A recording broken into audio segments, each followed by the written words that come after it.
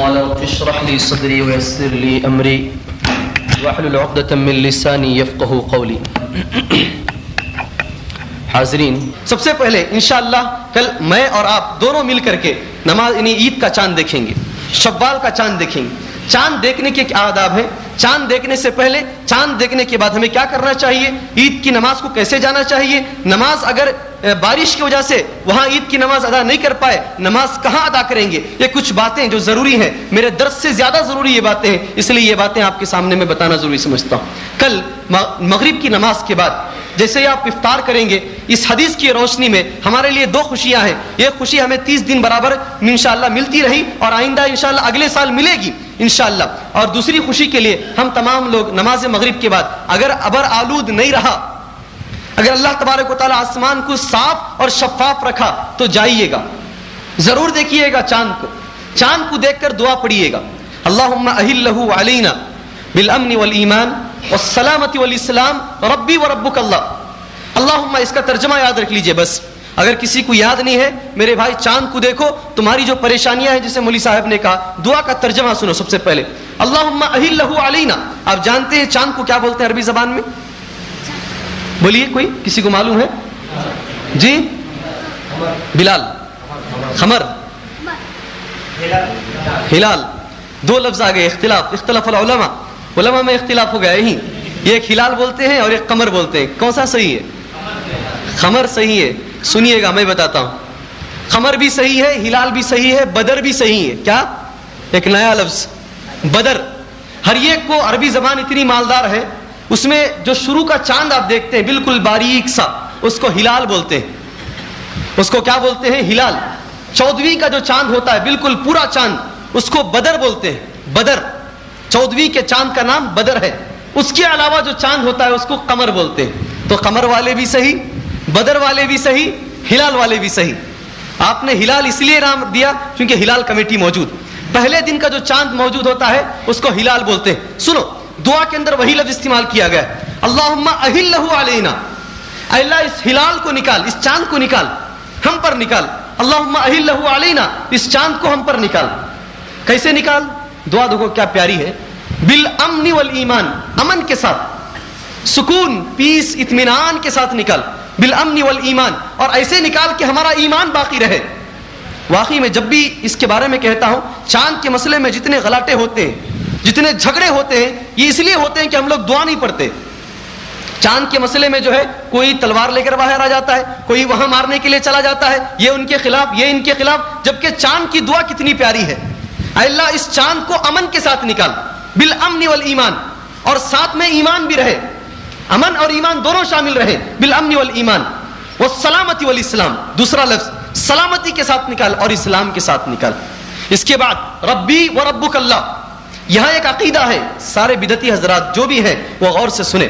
کچھ لوگ چاند کی عبادت کرتے تھے نبی کریم صلی اللہ علیہ وسلم کے زمانے سے پہلے، اور بعد میں بھی آج بھی کچھ لوگ سورج کی پوجا کرتے ہیں، چاند کی پوجا کرتے ہیں، آگ کی پوجا کرتے ہیں، آگ کی. اس لیے نبی کریم صلی اللہ علیہ وسلم نے سکھایا ربی وربک اللہ. اے چاند تو اتنا خوبصورت ہے، مطلب یہ نہیں تو پروردگار، تیرا میرا پروردگار اللہ ہے. تو چاند نکلا ہے، تیری کوئی حیثیت نہیں، تو نکلا ہے رب کے حکم سے. ربی وربک اللہ، کیا بہترین دعا. آپ میں سے کتنوں کو دعا یاد ہے؟ پوچھوں نہیں، عزت کا سوال ہے، نہیں پوچھوں گا. یاد کر لیجئے گا، یاد کر لیجئے، اس دعا کو یاد کیجئے. ماؤں اور بہنیں، آپ سے بھی میری گزارش ہے، کل چاند دیکھنے کے بعد اس دعا کو ضرور پڑھیے. آپ لوگ ضرور پڑھیے. اس دعا کو پڑھنے کے بعد آپ کو کیا کام کرنا ہے؟ صدقہ فطر، اسی کے نام سے عید الفطر ہے. فطر کا معنی جانتے ہیں؟ فطر، عید الفطر، ہماری دو عیدیں ہیں، ایک عید اضحیٰ اور ایک عید الفطر. فطر کا معنی کسی کو معلوم ہے؟ نہیں معلوم. فطر کا معنی ہوتا ہے چھوڑنا. افطار اسی سے ہے، لفظ افطار اسی سے ہے. ہم روزے کو چھوڑتے ہیں، روزے کو ختم کرتے ہیں، اسی لیے اس کو افطار کہتے ہیں، اسی سے فطر ہے.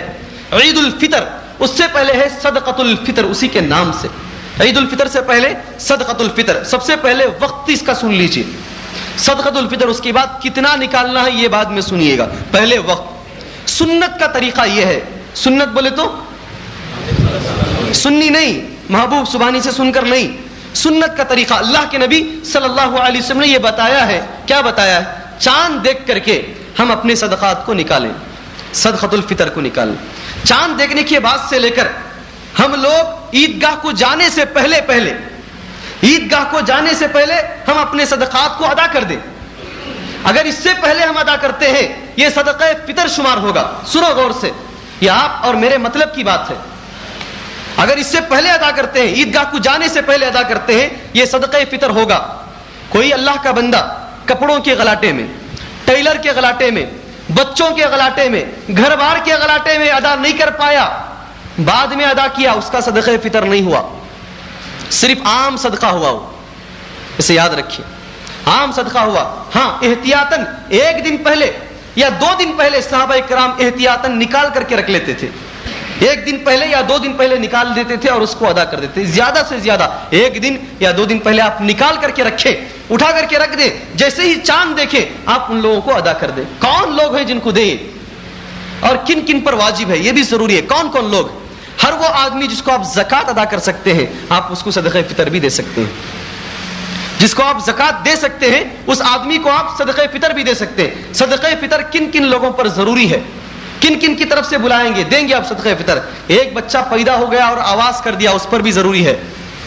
بچہ پیدا ہو کر اگر زبان سے آواز کر دیا, آواز کیے بغیر انتقال ہو گیا تو نہیں, آواز کر دیا, چھوٹا بچہ, غلام, لڑکی ہو, لڑکا ہو, مرد ہو, جوان ہو, بوڑھا ہو, ہر ایک پر ضروری ہے صدقہ فطر. ہر ایک کی طرف سے, گھر میں جتنے فرد ہیں ہر فرد کی طرف سے آپ صدقہ فطر ادا کریں گے. یہ وقت اور کن لوگوں پر ضروری ہے, کتنا نکالنا. آپ میں سے بہت سارے لوگ اپنے پاس اپنے جیبوں کے اندر کارڈ رکھے ہوں گے, اس کے اندر لکھا رہے گا 2.5 کلو, ہے نہیں؟ برابر بول رہا ہوں میں؟ 2.5 کلو, 2.5 کلو بولے تو 2.5 کلو, ہماری زبان میں 2.5 کلو یا 2.5 کلو. صحیح جو طریقہ ہے 1 سا, عربی زبان میں نبی کریم صلی اللہ علیہ وسلم نے جو فرمایا, ہمارے اوپر روم میں رکھا ہوا ہے 1 مد, ایسے 4 مد نکالنا. 1 سا, 1 مد کا جو وزن ہوتا ہے 5 یعنی آدھا کلو 10 گرام, آدھا کلو 10 گرام 1 مد کا وزن. ایسے 4 مد ملا لے, کتنا ہوگا؟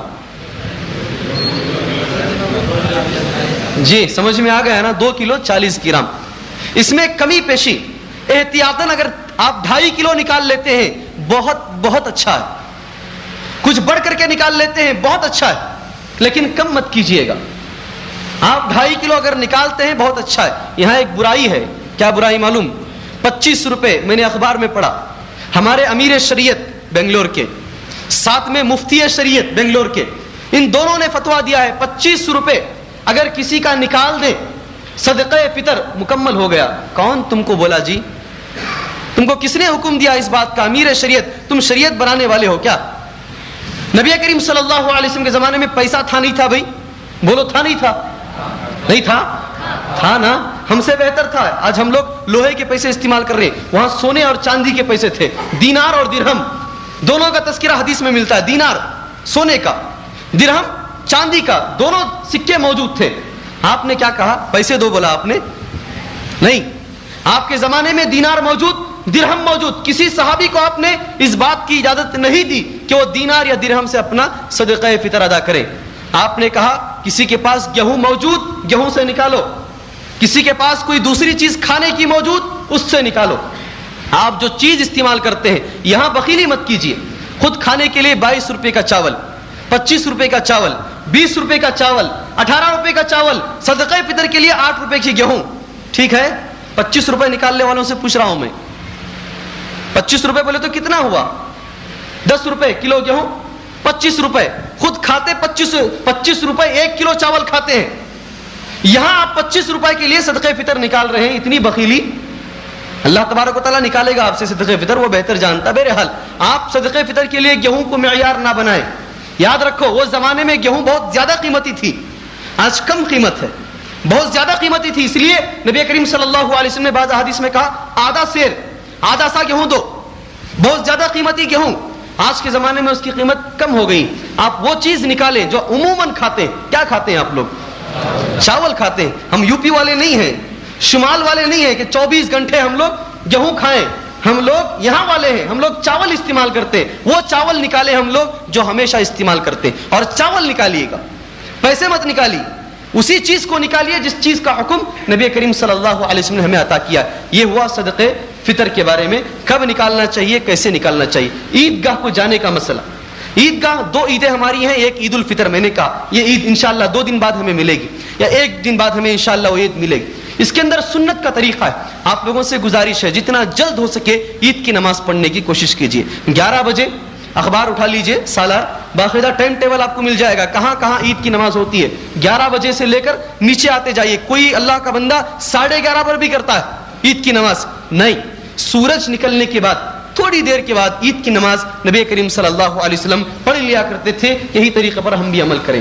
ہونا یہ چاہیے نماز فجر کو ہم لوگ سارے کے سارے غسل کر کے پہنچ جائیں، سارے کے سارے غسل کر کے اپنے کپڑے پہن کر کے نماز فجر کو پہنچ جائیں اور اللہ کے نبی صلی اللہ علیہ وسلم کی سنت پر عمل کریں. سنت کیا ہے؟ اس عید کو جانے سے پہلے اللہ کے نبی صلی اللہ علیہ وسلم کھجور استعمال کر کے جایا کرتے تھے. کھجور آپ لوگوں کے لیے بھی ضروری ہے، ضروری نہ صحیح سنت سمجھ لیجیے. سنت سمجھ کر کے جانے سے پہلے گزشتہ سال اس مسجد میں اس کا اہتمام کیا گیا تھا الحمدللہ، جہاں تک میرا خیال ہے. اس لیے اس مسجد کے اندر جو بھی حضرات آتے ہیں، میرے خیال میں اس سال بھی کوئی اللہ کا بندہ اس کا انتظام ضرور کرے گا. تو یہاں آ جائیں. جو لوگ گھروں میں رہتے ہیں ان کے لیے بھی کوئی مصیبت نہیں ہے، وہ گھروں کے اندر کھجور کھائیں اور عید کی نماز کو نکلیں اور تکبیر پڑھتے ہوئے عید کی نماز کو چلیں. لیکن تکبیر پڑھنے کا طریقہ یاد رکھیے. جو جماعت کی شکل میں مل جانا، ایک آدمی زور سے بولے گا، کیا تکبیر ہے بھائی؟ جی بولو. کیا جی اتنی ٹھنڈی تکبیر؟ ادھر سے بولو. دودھ گرم پیتے ہیں، چائے گرم پیتے ہیں، ٹھنڈی تکبیر بولتے ہیں. بولو زور سے بولو. اللہ اکبر، اللہ اکبر، لا الہ الا اللہ. اللہ اکبر نہیں، اس کے بعد واللہ اکبر، واللہ اکبر، اللہ اکبر وللہ الحمد. ایک مرتبہ اور اللہ اکبر، اللہ اکبر، لا الہ الا اللہ، واللہ اکبر، اللہ اکبر وللہ الحمد. یہ تکبیر اس طریقے سے نہ بولے جیسے میں نے آپ سے کہا ہے. ایک آدمی بولے اور پیچھے پوری سے جو ہے ساتھ دیتے ہوئے چلے، یہ طریقہ غلط. ہر آدمی اپنے اپنے طور سے اس تکبیر کو بولے. ہر آدمی اپنے اپنے انداز میں اپنے اپنے طریقے سے اس تکبیر کو بولتے ہوئے نکلے. سنت یہ ہے، ایک راستے سے آپ جاتے تھے اور دوسرے راستے سے آپ آیا کرتے تھے. یہ سنت پر آپ بھی عمل کریں. یہ ہوا عید کا مسئلہ. عید کی نماز کا طریقہ کیا ہوگا انشاءاللہ آپ عیدگاہ میں آ کر کے اس سے معلوم کر لیں. اس لیے کہ میں بتاؤں گا وہاں جانے تک تکبیر میں کنفیوز ہو جائے گا، 12 ہے کہ 6 ہے.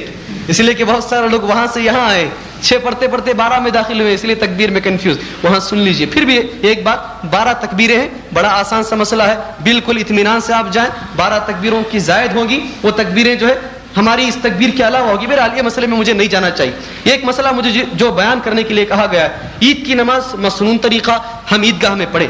ہمارا عیدگاہ کہاں ہے آپ لوگ ہر ایک جانتے ہیں. اگر بارش کا موقع رہا، برسات اگر پڑتا رہا، تو عید کی نماز کا اہتمام اس مسجد میں کیا گیا ہے.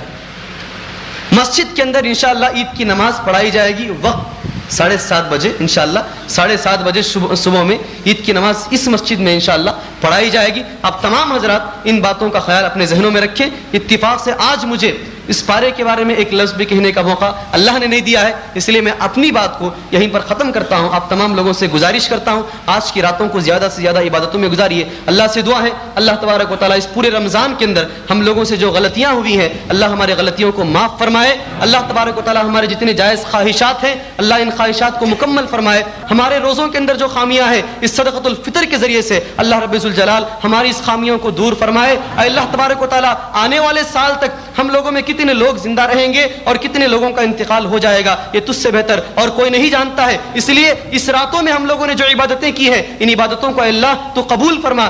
آمین. وصلی اللہ علی النبی الکریم. السلام علیکم.